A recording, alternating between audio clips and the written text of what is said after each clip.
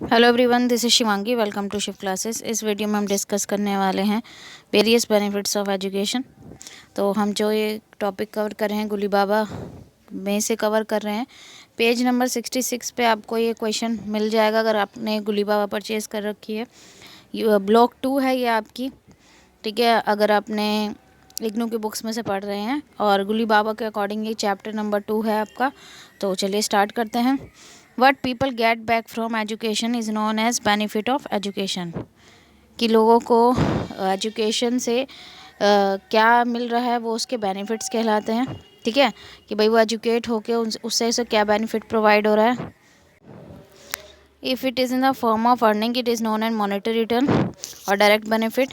अगर आपको जो एजुकेशन से आपकी जो रिटर्न मिल रहा है वो अर्निंग में मिल रहा है कि भाई आप कमाने लायक हो गए हो, तो वो कैसा रिटर्न कहलाएगा? मॉनेटरी रिटर्न कहलाएगा या डायरेक्ट बेनिफिट कहलाएगा।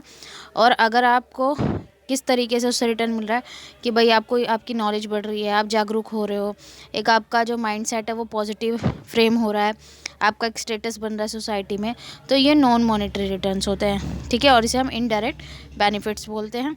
If the benefits to an individual it is private benefit. अगर एक इंडिविजुअल को एजुकेशन से बेनिफिट हो रहा है तो वो क्या कहलाएगा? आपका प्राइवेट बेनिफिट कहलाएगा। और अगर वो जो आपका एजुकेशन है उससे सोसाइटी को बेनिफिट मिल रहा है तो वो सोशल बेनिफिट कहलाएगा। A literate educated population is an asset to democracy. तो एक पढ़ा लिखा एजुकेटेड जो पॉपुलेशन होगी वो एक देश के लिए क्या होगी? एक उसकी संपत्ति का काम करेगी। भाई सबसे बड़ा जो रिसोर्स माना जाता है एक देश के लिए वो क्या माना जाता है? उसका ह्यूमन रिसोर्स माना जाता है, मानव संसाधन माना जाता है, ठीक है। बाकियों की नेचुरल रिसोर्सेज को किस तरीके से यूज़ करना है वो कौन बता सकता है? एक इंसान ही बता सकता है, ठीक है। It is a social benefit from education. तो ये सोशल बेनिफिट है एजुकेशन का। तो अब हम देखते हैं वेरियस बेनिफिट जो हमें एजुकेशन से मिल सकते हैं। पहला है डायरेक्ट और इनडायरेक्ट। तो लाइफ टाइम अर्निंग है एक एजुकेटेड पर्सन की, तो वो डायरेक्ट बेनिफिट होगा। ये भी हम ऊपर भी पढ़ चुके हैं।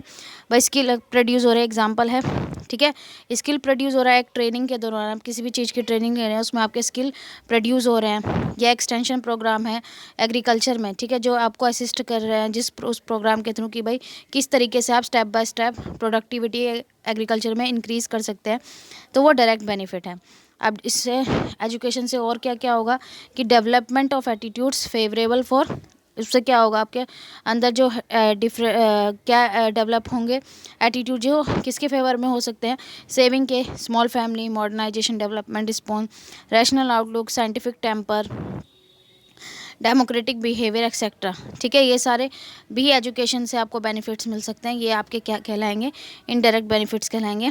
Study of development response in rural area. भाई स्टडी करी गई, ठीक है, रूरल एरियाज़ में, जिसने रिवील करा that person with even lower primary education, कि वो पर्सन जिसने लोअर प्राइमरी एजुकेशन भी ले रखी है, सिर्फ क्या है वो लोअर प्राइमरी एजुकेशन उसने ले रखी है, demonstrate a higher level of response as compare to. तो वो ज़्यादा higher level of response demonstrate करता है as compare to illiterate person, ठीक है। कि भाई वो अपनी लाइफ को ज़्यादा अच्छा बनाना चाहता है एक, अगर हम कंपेयर करें इलिटरेट पर्सन से, कि भाई उसे थोड़ी बहुत नॉलेज होगी, भाई जितना भी उसने पढ़ा उसके अकॉर्डिंग उसे नॉलेज होगी कि भाई मैं किस तरीके से अपनी लाइफ को चेंज कर सकता हूँ। Wisbert has categorized the indirect benefit of education into three broad groups: residence related benefit, employment related benefit, or social benefit in general. The residence related benefit are for mothers who can do some work while their children are at school.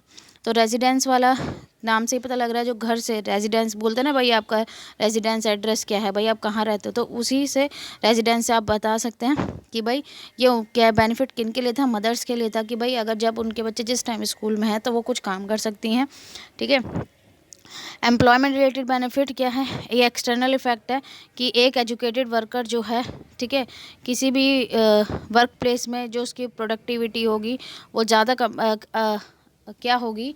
ज़्यादा होगी as compare to उसके जो coworkers होंगे, तो वो उसका external benefit है, external effect है। There are some indirect benefit of education which accrue to the society in general, like spreading information. अब इनडायरेक्ट बेनिफिट भी हैं एजुकेशन के कि भाई सोसाइटी में से क्या इन्फॉर्मेशन की जो होती है वो फैलती है। भैया आपको कोई सी चीज़ की नॉलेज है तो आप दूसरों के साथ उसे शेयर कर सकते हो, ठीक है।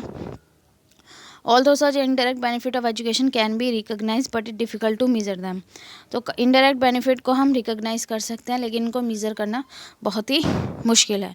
अब आ गया आपका प्राइवेट और सोशल बेनिफिट। तो प्राइवेट बेनिफिट दोज बेनिफिट जो किसको बेनिफिट पहुंचा रहे हैं, एक इंडिविजुअल को। भाई एक निजी हो गया कि भाई मैंने कुछ पढ़ा, उससे मुझे नॉलेज गेन, वो मेरा अपना है कि भाई मेरे को उससे नौकरी मिल गई, मैंने अपनी मास्टर्स कंप्लीट करी और मुझे जॉब मिल गई, तो वो मेरा क्या हुआ, इंडिविजुअल बेनिफिट हुआ।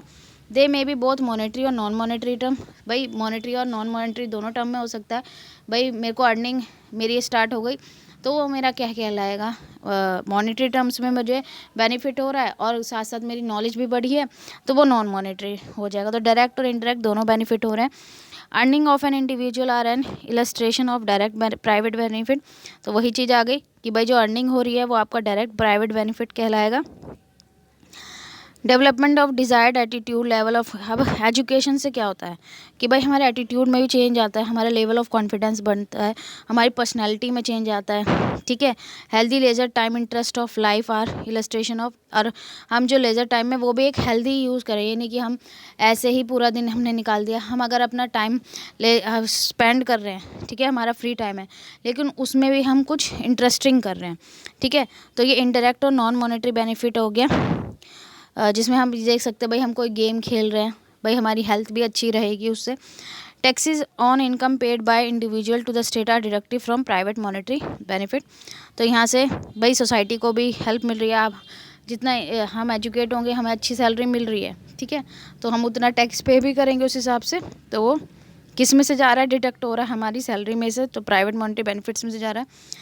The aggregate private monetary benefit of all individual with education along with the taxes paid by the constitute।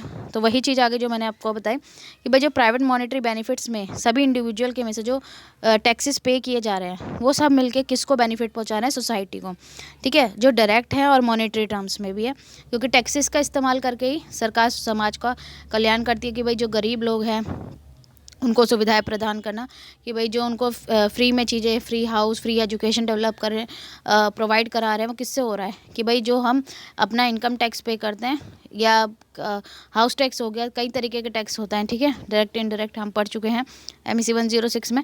तो वो टैक्स पे करके उसके थ्रू सरकार क्या करती है, आगे जनता की मदद करती है। Attitude and value commensurate with desired and plan social change that are spread among people because of education constitute direct और नॉन मॉनेटरी सोशल बेनिफिट्स। तो भाई एजुकेशन से क्या है, एजुकेशन से भाई डायरेक्ट बेनिफिट हो रहा है एक इंडिविजुअल को, तो साथ साथ इनडायरेक्ट बेनिफिट भी वो पहुंचा रहा है, किसको, सोसाइटी को पहुंचा रहा है, तो ये सोशल बेनिफिट के अंदर आएगा, ठीक है। An enlightened and informed citizenry, people with civic sense and a hygienic habit, people who participate in decentralized decision making process, vote in election, send their children। तो भाई सब चीज़ आ गई इसमें। अब आप एजुकेट हो गए, ठीक है, आप जागरूक हो गए, आपको अपने आसपास क्या हो रहा है उसकी नॉलेज है, ठीक है, आपकी एक अपनी खुद की सेंस है, आपके अंदर हाइजीनिक हैबिट्स आ जाएंगी, आप पार्टिसिपेट करोगे डिसीजन मेकिंग प्रोसेस में, आप इलेक्शन में वोट दोगे, अपने बच्चों को स्कूल भेजोगे, ठीक है, डिस्क्रिमिनेशन ख़त्म होगा, जो भेदभाव था गर्ल चाइल्ड के साथ कि भाई पहले लड़कियों को नहीं भेजा जाता था, अब तो सब भेजते हैं, ठीक है, स्कूल पढ़ने के लिए।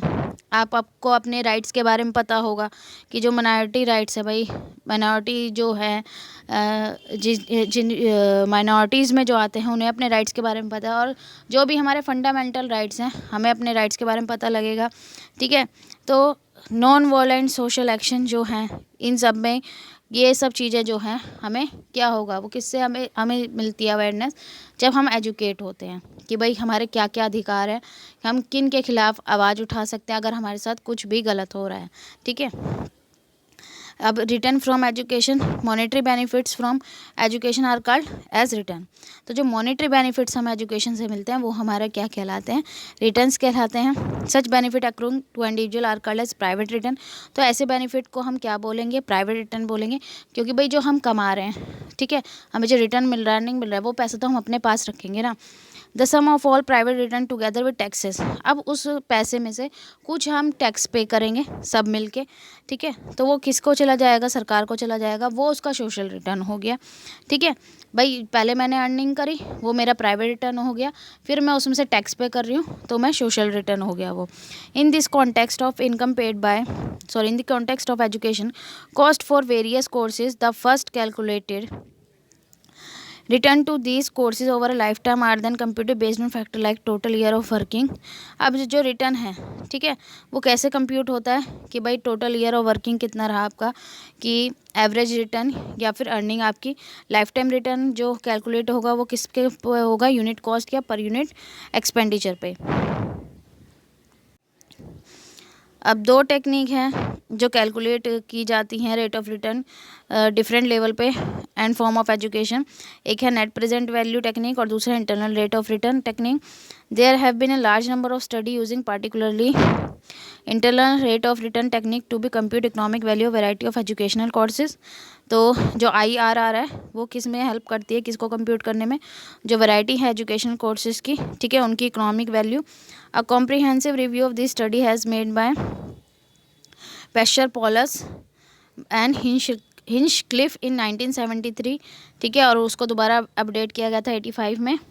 As per this international update on finding study on rate of return from 60 countries the following inference have been drawn.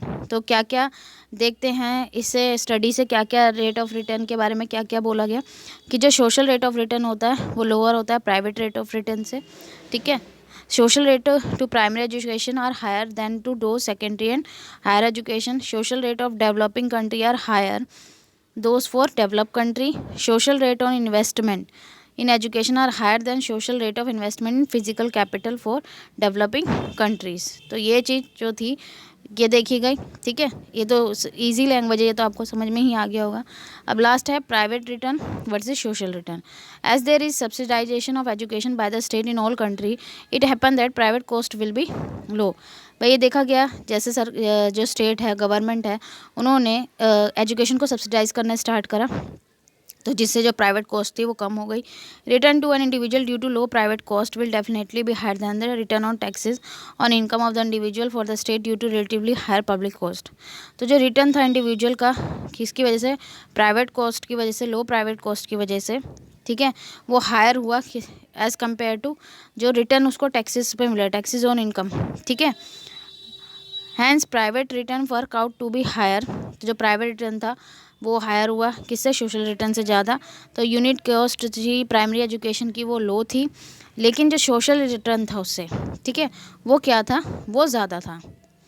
To illustrate this let us look at situation notionally as follow, ठीक है। अब इसको समझने के लिए हम illustration देखते हैं। Treating the opportunity cost of secondary education as forgone income let us add it to the income of primary school graduate who are in the workforce and earning. तो हम देखा है कि हम देख रहे हैं प्राइमरी स्कूल ग्रेजुएट हैं जो वर्कफोर्स में लगे हैं और कमा रहे हैं। Let us them aggregate the private return of all such worker and with primary education to drive the net social return. तो ये जितने भी प्राइवेट जो इसमें अर्निंग में लगे हुए हैं, हमने सबके जो रिटर्न्स थे उनको ऐड कर लिया, ठीक है, कि भाई जो उनकी प्राइमरी एजुकेशन है वो कितना नेट सोशल रिटर्न दे रही है प्राइमरी एजुकेटेड वर्कर्स को। जो सोशल रिटर्न था प्राइमरी एजुकेशन का वो एक्सीड कर गया सेकेंडरी और हायर एजुकेशन से, क्योंकि सेकेंडरी और हायर एजुकेशन के लिए बहुत ही कम लोग पहुंच पाते हैं, ठीक है, अगर हम रूरल एरियाज़ की बात करें। Likewise the return to education in develop country have already reach their full potential and marginal investment will not lead to substantive additional return. तो ये अगर हम देखें जो रिटर्न है एजुकेशन का डेवलप कंट्रीज़ में, ठीक है, जो डेवलप कंट्रीज़ हैं वो कहाँ है, अपने फुल पोटेंशियल पे पहुंच चुका है। वहाँ पे जो मार्जिनल इन्वेस्टमेंट है वो लीड नहीं करती है, ठीक है, सब्सटेंटिव एडिशनल रिटर्न के लिए, क्योंकि ऑलरेडी डेवलप है, ठीक है, इंडिया डेवलपिंग कंट्री है, तो यहाँ पर ज़्यादा से ज़्यादा इन्वेस्टमेंट ज़रूरी है एजुकेशन के अंदर। This is not true for developing country, ठीक है, जाहिर सी बात है यार। Which have high level of illiteracy, क्योंकि यहाँ हाई लेवल ऑफ इलिटरेसी पाई जाती है, ठीक है, जो भी डेवलपिंग कंट्रीज़ होती हैं, and low average level of educated population, और जो लेवल होता है वो एजुकेटेड पर्सन का लो होता है, ठीक है। इस वीडियो में इतना ही। आई होप आपको क्लियर हो गया होगा। अगर वीडियो अच्छी लगी हो तो like it, share it and subscribe my channel. Thank you.